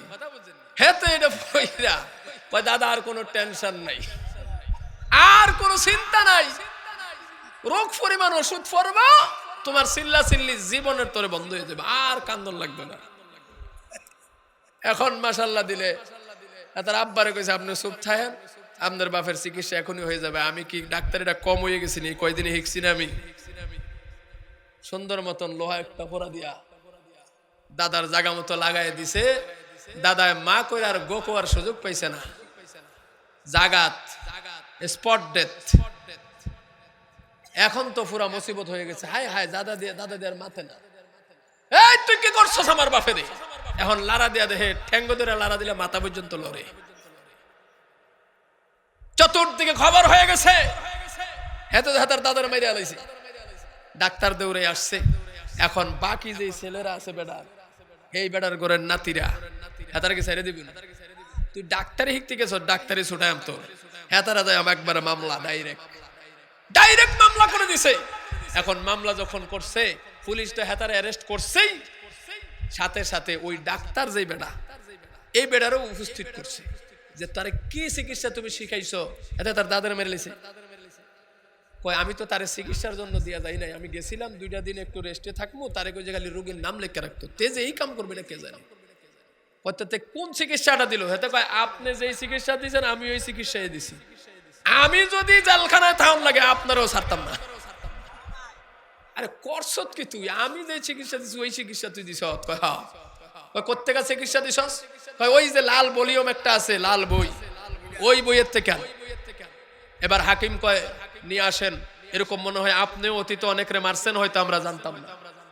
কোন বই ফইরা আপনি চিকিৎসা দিচ্ছেন? বই নিয়ে আসেন। এখন লাল ভলিউম নিয়ে আসছে, আনার পরে কয় খুল, কোনটা থেকে চিকিৎসা দিছ? এখন হেতে খুলতে খুলতে ওইটা খুললা, এখন কয় ফর, এখন সব পড়তেছে। কারো যদি ফোড়া হয় ফোড়া হয়ে লাল হয়, লাল হয়ে পাকিয়া যায়। লোহা গরম করে গুতা দিলে গলিয়া যায়, ভালো হয়ে যায়। এখন কই হাতার চিকিৎসা তো ঠিকই আছে, আপনি এই বই ফাইলেন কই? ডাক্তার ডাক দিয়া বলতেছে, হাকিম, এ হাকিম সাহেব, আপনি রায় লেখার আগে একটু অপেক্ষা করেন, এই পৃষ্ঠা উল্টা, পৃষ্ঠা উল্টা। এখন পৃষ্ঠা উল্টা দেওয়ার পরে কয়, হাকিম সাহেব এখানে কি লেখা? হাকিম তাকায় দেখতেছে, লেখা আছে রোগী যদি গরু হয়। ঠিক বর্তমানে রোহের চিকিৎসা দেওয়ার নামে ভণ্ড একদল বাহির হয়েছে। ইসলামের সংস্কার করার দায়িত্ব নিছে তারা, সংস্কারের দায়িত্ব না, নাফিতের দায়িত্ব নিছে। জোরে বলুন ঠিক কি ঠিক না? এই পবিত্র মাহে রমজান মাস আসতেছে, এই যে ফরদার ফৌন্ন মৌলবীগুলা দেখবেন তারা 20 রাকাতে কাইটা 8 রাকাত আনতাছে। কথা কোন ঠিক কি ঠিক না? তারা আমার নবীর মিলাদ খুঁজে পায় না, অথচ পবিত্র বুখারী শরীফের মধ্যে বাবু মৌলুদুন নবী সাল্লাল্লাহু আলাইহি সাল্লাম, মিলাদুন নবীর নামে একটা বাবই আছে, একটা অধ্যায় আছে। জোরে কোন ঠিক কি না? আমার নবীকে কোনদিনও ছোট চোখে দেখার কোনো সুযোগ নাই। যদি পারো তাহলে আমাদের সামনে এসে কিতাব নিয়ে বসো। এ বন্ধুগণ, আমার ভাইয়েরা, হযরত বেলাল, আর অনেক কথা আছে, বলতে গেলে লম্বা সময় হবে। হযরত বেলাল বলতেছে, আপনি সাধারণ মানুষ না। ঠিক কি ঠিক না? সাধারণ মানুষ না। এবার বেলালের সঙ্গে আল্লাহর হাবিব পরিচয় দেয়, আনা আব্দুল্লাহ। সুবহানাল্লাহ। আমি হলাম আল্লাহর বান্দা। আমি কার বান্দা? আল্লাহর নবীকে যতজনে পরিচয় জানতে চাইছে, প্রথমে বলছেন আমি আল্লাহর বান্দা, এরপরে বলছেন নবী এবং রাসূল। নবী রাসূলের পরিচয়টা পরে দিয়েছেন, প্রথমে আল্লাহর গোলামের পরিচয় দিয়েছেন। যখন আল্লাহু আকবার। আল্লাহর নবী হচ্ছেন একজনের গোলাম, আর আমরা কয়জনের গোলাম? কয়জনের? কি বললো বলেন? এখানে এতগুলো মানুষ আছেন, আমরা কয়জনের গোলাম? একজনের। সাবধান হয়ে বলেন, বুঝা শুনে বলেন। আলহামদুলিল্লাহ, আলহামদুলিল্লাহ, আলহামদুলিল্লাহ। জোরে করে আল্লাহু আকবার। এ বন্ধুগণ, আমার ভাইয়েরা, মনে রাখবেন, আকীদা দুরুস্ত করেন। যতক্ষণ না পর্যন্ত আপনি নবীর গোলাম হতে পারবেন, ততক্ষণ পর্যন্ত আপনি কোনোদিনও আপনি জান্নাত পাবেন না। যারা বলুন ঠিক কিনা? আল্লাহ পাকের হুকুম এবং শরীয়ত, হাকিকত, তরিকত, মারফত যা কিছু আছে, হুকুমে আল্লাহ পাকের ফরজগুলো আদায় করতেছি, কিন্তু বাস্তবে এগুলা নবীর গোলামি। এই জন্য একজন কবি সুন্দর করে বলেন, শরীয়তহু তরিকতহু তামামি, হাকিকত মে মুহাম্মদ কি গোলামি। আল্লাহু আকবার। যা কিছু করবা পৃথিবীতে, যত ইবাদত করবা, হাকিকতে নবীর গোলামি এগুলা। তার কারণ হলো, কুল ইন কুনতুম তুহিব্বুনাল্লাহ, আল্লাহ বলছেন আমারে ভালোবাসতে চাও তাহলে আমার নবীরে ভালোবাসো। নবীরে ভালোবাসো। নবীর ভালোবাসা মানে আমার ভালোবাসা। আমার নবীকে আতাত করো, অনুসরণ করো, আমার নবীকে মুহাব্বত করো, আমি আল্লাহ তোমাকে মুহাব্বত করব। সুবহানাল্লাহি বিহামদি।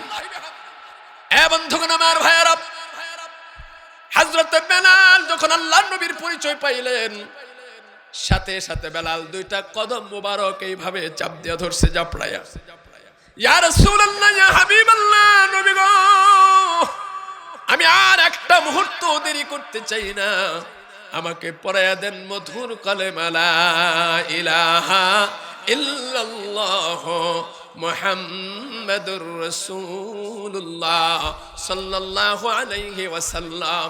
এ আমার জাঙ্গালিয়ার মুসলমানেরা, হযরত বেলাল যখন নবীর গোলামির খাতায় নাম লেখায়া ফেলাইলেন, আল্লাহর হাবিবের মুহাব্বত যখন অন্তরের মধ্যে ঢুকাইলেন, আল্লাহর গোলামির খাতায় যখন নাম লেখায়া ফেলাইলেন, ঈমান যখন আনলেন, সত্যের পথে যখন হাঁটা আরম্ভ করলেন, বেলালের উপরে কয়েকদিনের মধ্যে, অল্প সময়ের মধ্যেই পরীক্ষা এসে গেছে।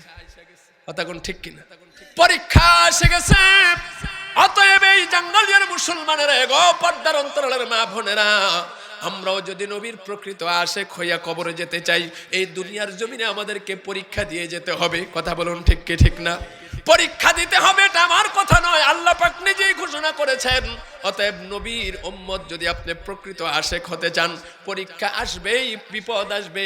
প্রত্যেকটা বিপদে আল্লাহ পাকের ও পরীক্ষাগুলোর মধ্যে আপনি এমন ভালো নবীর খাতিরে তিনি কে? এ বন্ধুগণ আমার ভাইয়েরা, কয় নাম্বার গেল? 3 নম্বরে জিহ্বার হেফাজত। কিসের হেফাজত? জিহ্বার হেফাজত।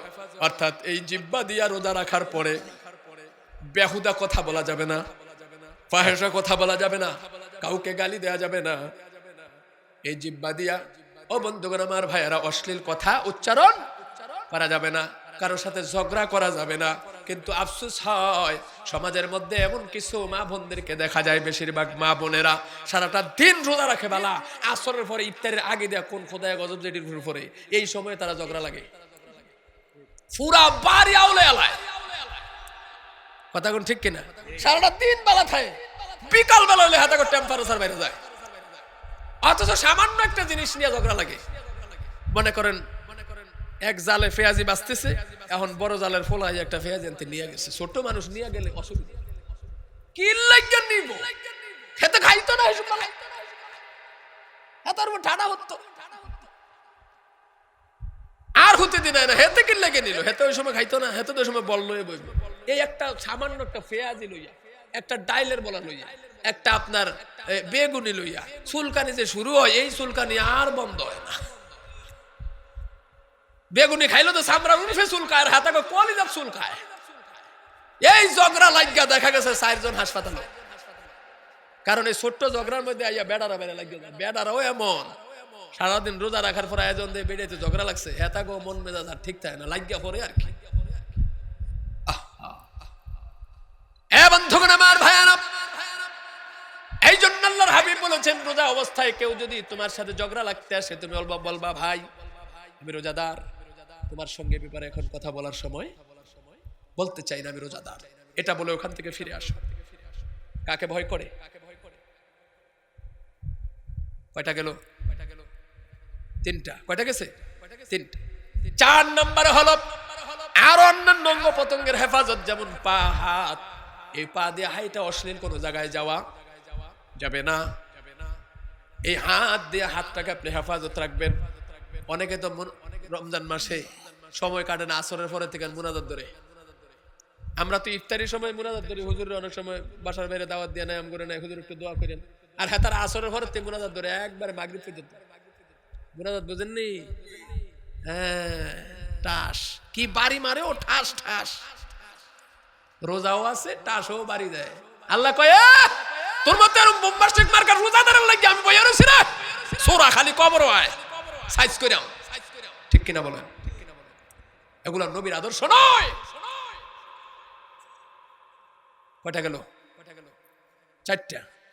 5 নম্বরে হলো আপনি যা ইফতার করবেন, সেহারি করবেন, এগুলা যেন হালাল হয়। এগুলা যেন কি হয়? হালাল হয়। কিন্তু দেখা যায় কত হাজি সাহেব সারাদিন রোজা রাইখা ইফতারি করে হারাম জিনিস দিয়া, আছে না নাই? পয়েন্ট একটা ধরাই দিলে চিল্লাই কইবেন, হ ঠিক ঠিক, অন্ত মাতেন না। কত হাজি সাহেবের বউ দেখছিও, ছেলের শ্বশুর বাড়ি থেকে ইফতারি না আনলে বেরিয়ে ফুতের বউর লোকে কোমরও কাঁচা দিয়া ঝগড়া লাগে, আছে না নাই? আপনাকে এই এটা কি জাঙ্গালিয়াতে মনে হয় নাই? হ্যাঁ, কপাল পোড়া। ছেলের শ্বশুর বাড়ি থেকে ইফতারি না দিলে বেড়ির মুখটা এই দুনিয়ায় থাকে না। আমার কপাল, হেতাগো সান কপাল, দেখ গাড়ি বইরা হাতার বেয়ার ব্যক্তিকার কতলা আনছে। আর আমি গেছিলাম ফকিন্নির কাছে। আসলে তারা ফকিন্নি নয়, ফকিন্নি তুমি নিজে। ঠিক কিনা ধরে কোন? তোমার মতো নিচ মনের, নিকৃষ্ট মনের মানুষ আসমানের নিচে জমিনের উপরে আর নাই। যারা ছেলের শ্বশুর বাড়ির থেকে রমজানের ইফতারের বাজার, বুট, ছোলা, এরপরে আসলা, আরো কত কিছু, এগুলা না দিলে যারা মন বেজার হয়, কবরে যায় চলবো ঠিক মতো আল্লাহ। ঠিক কিনা জোরে কোন? সম্পূর্ণ হারাম, এগুলা সম্পূর্ণ হারাম। উচিত তো ছিল তোমার বিয়ের বাড়িতে তুমি পাঠাইবা, কারণ যেই মেয়েটা তার বাবা লালন পালন করছে অতদিন পর্যন্ত, যতদিন সে কাজকর্ম করার ক্ষমতা তার শরীরে হয় না, পরিপূর্ণ কর্মক্ষম যখন হয়েছে তখন তোমার বাড়িতে মেয়েটারে পাঠিয়ে দিছে। মেয়েটা তোমার খেদমত করে, তোমার রান্না করে খাওয়ায়, তুমি গোসল করে চলে আসো, তোমার কাপড়টা ধোয়, এরকম পুত্রবধূ আছে না নাই? ওই মেয়েটা তার বাবার বাড়িতে থাকলে তাদের উপকার হইতো না? কথা বলেন, হইতো কি হইতো না? কিন্তু আল্লাহর হুকুম পালন করার্থে মেয়েটাকে তোমার বাড়িতে পাঠিয়ে দিল। মেয়েটা বিনা স্বার্থে তোমার বাড়িতে দিন রাত 24 ঘন্টা খেদমত করতেছে, কাজ করতেছে। উচিত তো ছিল তাদেরকে তুমি ওয়েলকাম জানানো, তুমি তাদেরকে মেয়ের অর্থাৎ ছেলের শ্বশুর বাড়িতে তুমি এই বাড়ির থেকে কি পাঠাইতা? ইফতারি পাঠাইতা, যে ভাই তোমার মেয়েটাই রমজান মাসে তোমার বাড়িতে থাকলে তোমার বড় উপকার হইতো, কিন্তু সে আমার বাড়িতেই থাকতেছে, আমাকে সে ভোরবেলা রান্না করে গরম ভাত আমার সামনে দিবে, কিন্তু তোমার ঔরস সন্তান তোমার কাছে নাই। যাও, আমি খুশি হইয়া তোমার, তুমি যেহেতু পুরস্কার খুশি হইয়া তোমার মেয়েটারে দিয়ে দিছো, আমি খুশি হয়ে এই সামানগুলা পাঠাইলাম। তবে আল্লাহ তোমার প্রতি খুশি হইতো, মদিনার নবী খুশি হইতো। আল্লাহর নবী বলেন, হুব্বিবা ইলাইয়া মিন সালাস, তিনটা জিনিসকে আমি বেশি মহব্বত করি। এর মধ্যে একটা হলো নামাজ, আরেকটা হলো খুশবু, আরেকটা হলো মহিলা নারী। অথচ নারী জাতি আজকে আমাদের মাঝে বোঝা। ছেলের বাপ হইলে বড় হয়ে যায়, আর মাইয়ার বাহের কোনো দাম নাই, মাইয়ার মারও দাম নাই, মাইয়ার বাহেরও দাম নাই। সারা বছর মায়ের মা বাপ, মায়ের চাচা চাচি কারো আদ্য হয় না, কিন্তু ফুল আর বাপ 14 গোষ্ঠী লয়ে কয় ফোরতা যে খাইছে, রাইকস কোথাকার, তোর খানা বাইর করবো খালি কবরে যা। আসেনি নাই? আছে না নাই? যাই করেন এই বছর এইখান থেকে গিয়ে আপনার বিবির বলবেন, বিবি সাবধান, জীবনে বহু ভুল করছি, বিয়ের বাড়ির থেকে ইফতারি জোর করে আনলে হারাম হবে। বলতে পারবেন না? এবং আপনার কত কত বোনেরা রমজান আসার আগে বাবার কাছে টেলিফোন করে দেয়, আব্বা আপনি তো জানেন কেমন কেমন শাশুড়ি পাইছি, আমার শ্বশুর শাশুড়িতে কোন জগতের হালুয়া, এটা তো আপনারা জানেন। অতএব যা করেন আমারে কান দেন না। ওই সময় মনে হয় আরশটা পর্যন্ত কাঁপে এই মেয়েটার চোখের পানির কারণে, ঠিক কিনা জোরে কও। তোমার যন্ত্রণায় মেয়েটা তার বাবার কাছে ফোন করতে বাধ্য হয়, আগে আগে টেলিফোন করে দেয়। অথচ ওই বেচারা তার ঘরের মধ্যে 1 কেজি খেজুর উঠায় না, নেয় না, সোলা নেয় না, অথচ টাকা ধার করে তোমার বাড়িতে আগে পাঠায় দেয় ইফতারি। ওগুলা দিয়ে তুমি ইফতারি করো, তোমার ইফতারি সম্পূর্ণ হারাম। তোমার রোজা শেষ। তুলা বোঝেন তো? তুলা, তাদের রোজা হবে তুলার মতো। তুলা পাতলা না, ওজন পাতলা। আর কাঁঠাল যত ফাঁকে, আম যত ফাঁকে তত ডালা নিচের দিকে নামে। আর তুলা যত ফাঁকে, যত দিন যায় তত, তুলা যখন ধরে তখন ডালা নিচের মূল থাকে, যত দিন যায় ফাঁকে তুলার ডালা উপরের দিকে। ঠিক কি ঠিক না? পাতলা হয়ে যায়। ওই ধরনের মন মানসিকতা মানুষদের ইবাদত বন্দেগী মিজানের পাল্লায় উঠালে কোনো কাজ, কোনো ওজন হবে না। শেষ 6 নাম্বার, 5 নাম্বার গেল। 6 নাম্বার, কলিজার মধ্যে আল্লাহর ভয় এবং নবীর মুহাব্বত থাকতে হবে। কার ভয়? কার মুহাব্বত? নবীর মুহাব্বত। আল্লাহর ভয় থাকতে হবে। আল্লাহর ভয় কলিজায় থাকে। আত্তাকওয়া হাহুনা, আত্তাকওয়া হাহুনা, আত্তাকওয়া হাহুনা। আল্লাহ নবী 3 বার ইশারা করে বলেছেন, উম্মত তাকওয়া এই জায়গায় থাকে, তাকওয়া এই জায়গায় থাকে, তাকওয়া এই জায়গায় থাকে। তাকওয়া মুখে থাকে না, আল্লাহ এখানেরটা নেয় না, এই জায়গাটা নেয়। কলিজায় আঘাত খেয়ে যে একবার আল্লাহকে আল্লাহ বলে আহা করে ডাক দেয়, যার বিরুদ্ধে ডাকটা দিল তার উপরে গজব চলে আসে। ঠিক কি ঠিক না? আমার ভাইয়েরা, আমার ভাই যদিও বলছে আধা ঘন্টা, না আমি আধা ঘন্টা নিতাম। তাহলে কি হযরতে বেলালের একটু ঘটনা শেষ করব? ফাঁকে দিয়ে কথাটা বলে গেলাম এই জন্য, কারণ আল্লাহর কাছে তো জবাব দিতে হবে। ঠিক কি ঠিক না? জানিস মাহমুদ, তুমি যে গেলা রমজান মাসের জন্য কি খোরাকটা করে দিয়ে আসলা, অন্তত আমি আমারটা আমি বলে গেলাম। হাসরের ময়দানে বলতে পারবো, আপনারা যদি পালন না করেন এটা আপনাদের ব্যাপার। আমি বলতে পারবো, আল্লাহ আমি তাদেরকে 6টা শর্ত দিয়ে আসছিলাম, তারা মানে নাই, আমারটা আমি পালন করছি, আমি বেঁচে যাব। কিন্তু আপনারা যদি কি করেন, পালন না করেন, ওই আগের মতো যেই লাউ এই কদ্দুদি হইয়া যায়, তাহলে কিন্তু কোনো উপায়। এ বন্ধুগণ আমার, ভাইয়ারা, এই নবীর উম্মতের দাম কত? আমি এই কথাটুকু একটু বলেই তারপরে আজকের এই আলোচনার দিকে ইতি টানব। আল্লাহর হাবিবের কলিজার টুকরা সাহাবী হযরত বিলাল ইমানের পরীক্ষায় ফার্স্ট যখন হয়ে গেলেন, আল্লাহ পাক সিদ্দিক আকবরের মাধ্যমে হযরত বেলালকে ও জায়গা থেকে বন্দিখানার থেকে ছাড়ায়া নিয়ে গেলেন। সিদ্দিক আকবর আল্লাহর হাবিবকে হযরত বেলালকে আল্লাহর হাবিবের কাছে উপহার